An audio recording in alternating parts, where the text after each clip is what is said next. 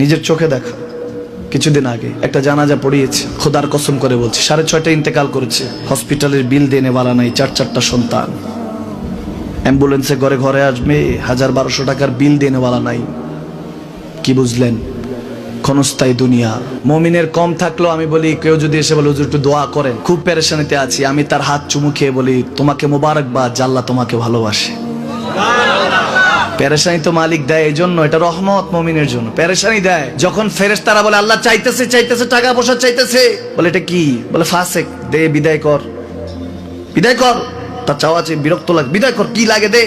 আল্লাহ 10 কোটি দিয়েছে, 100 কোটি দে, বিদায় কর। মুমিন যখন চাইতে থাকে আল্লাহ আমাকে কিছু লাগবে, যখন একটু করে চায় আমার মাটাকে সুস্থ করে দাও, বাবাটাকে আল্লাহ আমার স্ত্রীকে, আমার আমাকে একটু তৌফিক দাও, চাইতে থাকে মুমিন। আল্লাহ বলে যখন ফেরেশতারা দেখে মুমিন চাচ্ছে, দেরি করতে পারে না, তাড়াতাড়ি খাজানা নিয়ে দিতে নেবে, আল্লাহ বলে রাখোস না, এত তাড়াহুড়া কিসে? তার চাওয়ার মধ্যে তো প্রেম আছে, একটু চাইতে দেস না। থাকুক না মুমিন আর একটু পেরেশান, থাকুক না, থাকতে দেস না, একটু থাক, একটু থাক। পেরেশানিতে রেখে আল্লাহ মজা নেয়, মহব্বত নেয়, মুমিনের অন্তর থেকে খুশবু নেয়। আল্লাহর বড় মায়া, মুমিন যখন চায় আল্লাহ তখন মায়ার নজর নিয়ে তাকায়, হায় হায় আমার বান্দা, সুবহানাল্লাহ।